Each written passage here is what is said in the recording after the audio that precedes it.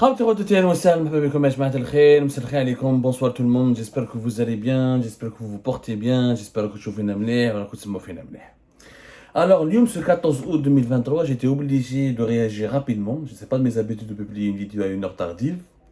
Des fois, d'habitude, ces derniers temps, depuis pratiquement une année, je préfère attendre le lendemain matin pour faire une émission de décryptage, d'analyse ou de révélation pour expliquer les dessous de l'actualité, pour expliquer en tout cas les dessous du dossier sur lequel qu'on lui consacre cette émission, là, sur lequel on a envie de réaliser, on a d'élaborer un podcast vidéo pour prendre tout le temps nécessaire, à travers 20 minutes, voire 30 minutes même, c'est ce qu'on nous reproche d'ailleurs, d'être un petit peu long, mais c'est important pour nous de prendre tout le temps nécessaire pour vous expliquer de façon pédagogique, détaillée, factuelle, et la plus précise, des fois même chirurgicale, les dessous et les tenants et les aboutissants de certains événements très complexes de l'actualité algérienne.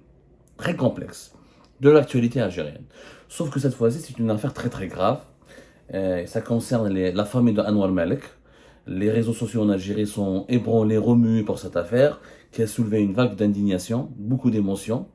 Et Anwar Malek lui-même, alors Anwar Malek c'est un activiste algérien, ancien journaliste, activiste, et très controversé parce qu'il a beaucoup de partisans, comme il a beaucoup on va dire, d'adversaires. Anwar Malek c'est quelqu'un qui est réfugié à l'étranger depuis 2006, et c'est quelqu'un de très difficile à cerner. Moi, je l'ai rencontré deux fois. Je l'ai rencontré dans le cadre d'MLTV parce qu'il était le partenaire de Hicham Aboud lors de la création de MLTV, la télévision avec laquelle j'ai collaboré, moi et Hicham Aboud, en 2019, avant que nos chemins se séparent. Et je l'ai rencontré là-bas en 2018 et en 2019, j'ai échangé avec lui, j'ai animé une émission, on a participé ensemble à un débat. C'est quelqu'un d'intellectuellement défendable sur le plan intellectuel, il a des arguments, il maîtrise bien la langue arabe, c'est quelqu'un qui a un raisonnement. Par contre, il a des positions très compliquées. C'est vrai qu'il a des positions qui sont incohérentes dans son parcours. Quelquefois, il a été en faveur des thèses marocaines dans le dossier du Sahara occidental. Mais il s'est retourné contre les thèses marocaines à un moment donné. Ensuite, il s'est rapproché des thèses algériennes. Ensuite, il est revenu vers les thèses marocaines. Il a eu un rôle à jouer. Il a eu des prises de position sur la question syrienne. On lui prête des positions très pro-saoudiennes et une proximité avec des lobbies saoudiens. À chaque fois, d'autres disent qu'il fait partie de ces intellectuels arabes qui ont été utilisés dans la crise iranienne. Peu importe. On peut lui reprocher ce qu'on veut. C'est quelqu'un de très actif. Il a une chaîne YouTube, Anwar Malek. Il parle de l'actualité algérienne. Depuis 2019, il se consacre essentiellement à l'Algérie. Dans la commune de Sharia. Où, voilà, il a des prises de position qui valent ce qu'elles valent. On peut ne pas être d'accord avec lui, mais c'est la démocratie. La démocratie nous exige de respecter tous les avis, toutes les tendances, toutes les idéologies. Donc, il est proche de la tendance islamiste et conservatrice, mais il fait pas partie, par exemple, du mouvement Rachid. Au contraire, il est très critique à l'encontre de la tendance islamiste de l'ex-FIST, le Front islamique du salut. D'ailleurs, il est souvent très critique et hostile au mouvement Rachid qui s'est constitué en Europe, notamment en Suisse et à Londres, avec l'Arabie Zétot et Mohamed et Mourad Dina, qui ont renouvelé un petit peu l'idéologie du fils en l'actualisant, la mettant à la page, en essayant de lui donner une nouvelle dimension, un nouveau projet de société, un nouveau projet politique depuis leur lieu d'exil en Europe, notamment en Suisse et en Angleterre. Anwar Malek, on va dire, c'est la tendance islamiste light, qui n'est pas qui est contre la tendance islamiste dure et pure, la pure et dure comme celle du fils. Bon, Malinège, peu importe, c'est la question qu'on Anwar Malek parce que beaucoup de francophones ne le connaissent pas. Comme nous avons un public essentiellement francophone, donc il était important pour nous de vous le signaler, de vous parler un petit peu de cet activiste et de ses mésaventures, une véritable mésaventure. Pourquoi malheureusement, il se trouve, lui-même avait donné cette information, une information que nous avons pu la confirmer. Des membres de sa famille ont été arrêtés, ont été interpellé, arrêté par des forces de la gendarmerie nationale à Tbessa, dans la commune de Sharia. Il s'agit de son père qui est âgé de 90 ans. Donc hier le 13 août, une perquisition a été menée à son domicile vers 5 heures du matin. Le père a été arrêté, interpellé, alors qu'il est âgé de 90 ans. Et deux de ses frères, qui habitaient visiblement, qui résidaient avec leur père. Il y a un troisième frère, qui est l'aîné, le frère aîné d'Anwar Malek, a été lui aussi arrêté à la suite d'une perquisition qui a été menée au niveau de son domicile. Et donc 3 de ses frères et son père ont été arrêtés par les forces de la gendarmerie nationale, par les éléments, par des enquêteurs de la gendarmerie nationale. Alors d'après des informations les mieux recoupées, d'ailleurs, le Comité national pour la libération des détenus politiques, qui est un collectif citoyen de juristes, d'avocats, de militants et d'activistes qui militent pour la défense des droits de l'homme et pour la défense des détenus politiques en Algérie, a confirmé aussi cette information. Il a confirmé que le père d'Anwar Malek a été ensuite relâché après une audition menée dans les locaux d'une brigade de la gendarmerie nationale. Membed, les deux premiers frères qui ont été arrêtés en compagnie de leur père, les 2 premiers frères d'Anwar Malek ont été transférés vers une autre brigade de la gendarmerie de Tbessa, alors qu'ils habitent Shria, c'est une autre localité. Ils ont été transférés vers le chef-lieu de la wilaya de Tbessa. Il reste Yejma'a, le grand frère, dont on ne sait pas, apparemment il est toujours aussi, lui aussi, retenu par les services de la gendarmerie nationale. Alors, c'est une opération vraiment spectaculaire. C'est spectaculaire que les enquêteurs de la gendarmerie nationale débarquent dans le domicile familial d'un opposant activiste qui réside à l'étranger depuis 2006. Anwar Malek n'est plus revenu en Algérie depuis 2006. Il a même obtenu le titre de réfugié politique ici en France. C'est vraiment, ça a étonné, ça a choqué pas mal de personnes. Il fallait d'abord comprendre les faits. Alors, qu'est-ce qui s'est passé? D'après nos sources, la gendarmerie nationale soupçonne les frères et le père d'Anwar Malek d'être en contact avec Anwar Malek, non pas un contact amical, familial, comme n'importe quel père peut rester en contact avec son fils, mais comme quoi ils sont utilisés comme étant des sources d'informations qui transmettent à Anwar Malek des informations et sur ce qui se passe au sein de la gendarmerie algérienne, ou sur ce qui se passe sur certaines institutions du régime algérien, des informations qui colportent des critiques ou des attaques très sévères et pour ne pas dire diffamatoires et injurieuses contre des hauts responsables de l'État et des institutions et des entités officielles de l'État algérien. En clair, on soupçonne que le père d'Anwar Malek, la gendarmerie nationale soupçonne le père d'Anwar Malek et ses frères de servir de relais ou d'intermédiaire entre Anwar Malek et des sources qui lui donnent des informations sur ce qui se passe au sein de certains services de sécurité ou certains appareils étatiques du gouvernement algérien.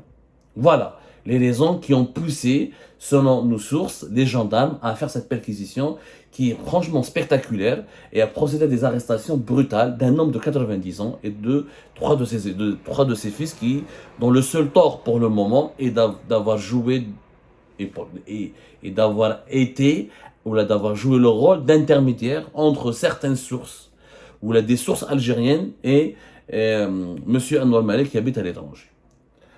Bon, il fallait comprendre ce qui s'est passé avant de prendre position. Naturellement, quand on arrête un homme de 90 ans et on le malmène, il est interpellé, il est conduit, auditionné, on peut qu'être choqué. Je crois qu'il m'a la maman Amira Bouraoui, plus de 70 ans, même Doha Mskina, parce que Bentha, rappelez-vous, en février 2023, elle a pu quitter le pays avec le passeport de sa mère. Donc les services de sécurité se sont vengés. D'ailleurs, la mère d'Amira Bouraoui était placée en garde à vue par les forces de la gendarmerie, par les enquêteurs de la gendarmerie nationale.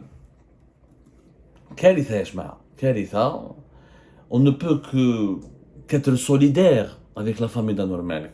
De prime abord, et de façon tout à fait logique, on ne peut qu'être solidaire pour une raison simple, c'est qu'on ne peut pas malmener un homme âgé de 90 ans, et ce n'est pas parce qu'il est en contact avec son fils, ce qui ne serait pas surprenant, et ce n'est pas...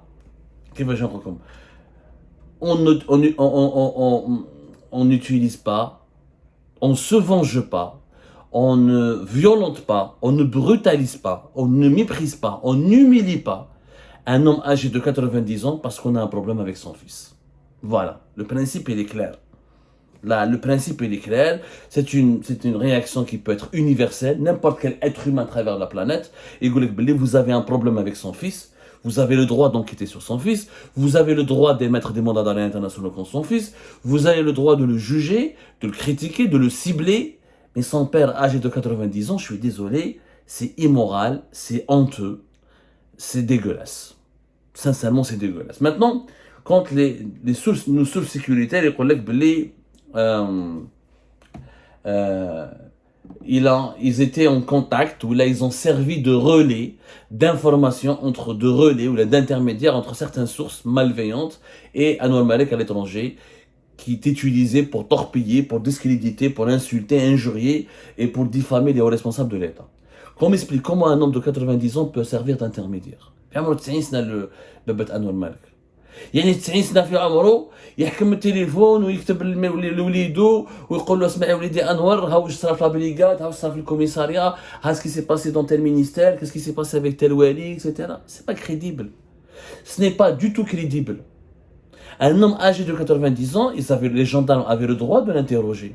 Ils auraient pu l'interroger au niveau de son domicile. 90 ans, malade, fatigué, il aurait pu avoir un choc, il aurait pu avoir une crise cardiaque, il aurait pu être blessé, il aurait pu succomber à cause de ses émotions, de ses bouleversements émotionnels, il aurait pu succomber il aurait pu une attaque cardiaque, etc., un AVC, je ne sais pas quoi. Il aurait pu être auditionné le plus tranquillement possible, le plus sagement possible, au niveau de son domicile. Et pourquoi le mêler à une affaire ou à l'activisme, qu'on soit d'accord ou pas d'accord avec Anwar Malek, pourquoi mêler son père à son activisme? Mais je me dis, je fais la calme, comment un homme de 90 ans, il peut interférer ou là, il peut servir de source à son propre fils. Mais ça n'a aucun sens. Ça n'a aucun sens. Baba Aïch, j'ai demandé à quelque chose, Baba Aïch fait chaler avec ça, au fin fond de l'Algérie, complètement déconnecté de la réalité, il termine, il espère mourir tranquillement ou sans avoir d'ennui. Maintenant, les frères d'Anwar Malek, deux de ses frères ont fait partie de la gendarmerie algérienne. Ils étaient dans le corps de la gendarmerie nationale, dans le wilaya de Tbessa. Et les deux, selon nos informations, ont été récemment limogés, ou expulsés, ou éjectés de ce corps. Ils ont été limogés, ils ont été suspendus de leurs fonctions et limogés parce que leur frère s'appelle Anwar Malek et parce qu'ils ont été suspectés d'entretenir des liens approfondis ou des liaisons troublantes avec leur frère. Donc, il est normal qu'ils parlent à leur frère, le contraire aurait été choquant et étonnant. Maintenant, est-ce que, apparemment, les deux frères d'Anwar Malek, l'aîné, il aurait travaillé pendant 23 ans pour la gendarmerie algérienne, l'autre il aurait travaillé pendant 18 ans pour la gendarmerie algérienne. Dans la wilaya de Tbessa, beaucoup de jeunes, beaucoup d'habitants de cette région travaillent pour les corps de sécurité, comme c'est le cas dans le wilaya de El Bouaqi ou la Betna. C'est une région qui compte énormément où les institutions sécuritaires recrutent énormément, parce que là-bas, les métiers sécuritaires sont très prisés par la population locale et il y a une certaine adoration pour la casquette, pour le port d'armes, pour servir la patrie, pour servir l'armée, pour servir les services de sécurité. Et aussi, ce sont des régions hyper pauvres, déshéritées, sous-développées, où le chômage est massif, où la pauvreté est endémique. Il n'y a pas de travail, il n'y a pas d'autres opportunités, il n'y a que deux chemins. Ou tu fuis le pays et tu immigres à l'étranger, ou tu travailles pour l'État, comme militaire, comme policier ou comme gendarme. Il n'y a pas d'autres opportunités, donc en fait, on n'a pas beaucoup de choix. Quand on est à Tbessa, on est trafiquant, contrebandier, ou on est policier, gendarme, ou on est haraga. On est Tbessa, c'est l'une des wilayas les plus sous-développées économiquement du pays. Pratiquement aucun projet sérieux. Ni le projet de la phosphate à Tbessa, ni l'exploitation des mines de Tbessa, ni le tourisme, ni l'industrie n'ont été lancés ou relancés ou n'ont été suffisamment boostés par l'État algérien. Donc ces deux frères ont déjà travaillé pour la gendarmerie algérienne. S'ils étaient des traîtres, entre guillemets, s'ils étaient réellement compromis avec leurs frères, s'ils avaient servi d'intermédiaires ou de sources, ou là s'ils avaient transmis des informations subversives à leurs propres frères, pourquoi une enquête interne n'avait pas été diligentée à l'époque, avant leur suspension, avant leur limogeage, et pourquoi ils n'avaient pas été jugés et sanctionnés à l'époque? Pourquoi maintenant on se réveille, les gendarmes les ont arrêtés, les ont interpellés pour les convoquer, les auditionner ou les placer en garde à vue? Pourquoi maintenant? Donc, c'est pas crédible. La gendarmerie algérienne a le droit d'enquêter sur tout le monde. Il y a une manière de faire. Il y a des droits civiques qui doivent être respectés. Il y a des droits élémentaires qui doivent être préservés. D'autant plus qu'il s'agit de deux anciens fonctionnaires de la gendarmerie, d'officiers de la gendarmerie algérienne. Ils connaissent la boîte, ils ont des collègues, ils ont des liens avec cette institution. On aurait pu les auditionner, enquêter sur eux de façon en interne au sein de la gendarmerie algérienne, de façon beaucoup plus sereine, beaucoup plus paisible. Et en quoi, pendant des années, ils ont servi la gendarmerie algérienne. Leur frère est à l'étranger depuis 2006. Il a des positions controversées, critiques, on peut les qualifier de scandaleuses pour les partisans du régime algérien. Du point de vue des dirigeants algériens, il a des positions scandaleuses, ou la controversée, ou la sulfureuse depuis au moins 2006. Et de 2006 à 2023, la famille d'Anol Malek n'a jamais été inquiétée, n'a jamais été emmerdée, à l'exception que ses deux frères ont été limogés, licenciés et suspendus de leurs fonctions au sein de la gendarmerie nationale, visiblement, selon nos sources, en raison de leur relation supposée approfondir avec leurs frères. La gendarmerie a préféré les écarter pour éviter des situations de conflit, ou des situations de risque de fuite d'informations, ou de délation, je ne sais pas, c'est un processus interne. Est-ce que c'est juste? Je ne crois pas. Je crois qu'on n'est pas responsable du comportement de son frère. Moi, je m'appelle Abdou Samad, mon frère n'a rien à voir avec moi. Etc. Mon frère n'est pas du tout d'accord avec moi. Moi, il y a des membres de ma famille qui sont pour le régime, qui aiment même Tebboune, qui adorent même Tebboune. Et moi, j'ai des prises de position d'opposants, je critique, je dénonce, je condamne. C'est pas parce qu'on est le frère de quelqu'un qu'on épouse les thèses de cet individu, qu'on est d'accord avec lui, ou là qu'on est un réceptacle, ou là un relais de ses idées, de son idéologie. C'est complètement faux. On ne peut pas condamner, juger quelqu'un, ou le suspecter, ou l'emmerder, ou le harceler, ou l'interpeller, juste parce qu'il est le frère d'un individu classé comme étant dangereux, ou classé comme traître, ou classé comme ennemi du pays. Ça n'a aucun sens. Dans ce cas de figure, tous les harkis, il faudra arrêter leurs frères, leurs cousins, toute leur famille. On va se retrouver avec des millions d'Algériens en prison, on l'a expulsé, ou l'a torturé, ou l'a violenté. À un moment donné, il faut qu'il y ait un peu de bon sens. Haram ou aïb, ou c'est immoral de s'en prendre à la famille d'un activiste parce qu'on n'arrive pas à l'attraper lui-même ou à le faire taire lui-même. C'est une honte, c'est de la lâcheté. Je n'ai pas toutes les informations sur ce dossier. Nous sommes en train encore d'enquêter, nous essayons de confirmer. Il y a beaucoup de rumeurs, beaucoup de manipulations, beaucoup de désinformations. On ne veut pas tomber dans le piège de la manipulation, donc on essaie de confirmer, de démêler le vrai du faux. Mais le fait est qu'un homme âgé de 90 ans, que 3 personnes ont été brutalement interpellés quand même, malmenés, juste parce qu'ils sont les membres de la famille d'un activiste qui réside à l'étranger, qui réfugie à l'étranger, c'est quand même une violence inouïe, excessive et honteuse. C'est honteux, je savais ça. À la limite, les convoquer tranquillement, sereinement, leur parler, les interroger, les mettre en garde, les auditionner, ensuite les relâcher au bout de quelques heures, c'est légitime. Mais perquisitionner, interpeller violemment, les malmener, les menacer, les transférer d'une brigade à une autre, comme si il s'agissait d'une opération antiterroriste, où une cellule terroriste aurait été démantelée, ça ne passe pas. C'est franchement illogique. Ou le but de ces genres d'opérations, c'est de faire peur aux sources, pour que plus personne ne parle à ses opposants qui habitent à l'étranger. Ça n'a jamais marché. Ils nous ont arrêté Samir Lounès, l'un de mes collaborateurs les plus proches, parmi mes plus fidèles amis. Ils l'ont torturé psychologiquement. Ils l'ont obligé à témoigner à visage découvert dans un clip de propagande par la DGSN, la police nationale. Et ils ont terrifié le monde entier, tout notre entourage familial, ils ont enquêté sur tout le monde, ils ont fait chier tout le monde. Moi, mes enfants sont pris en otage depuis 4 ans.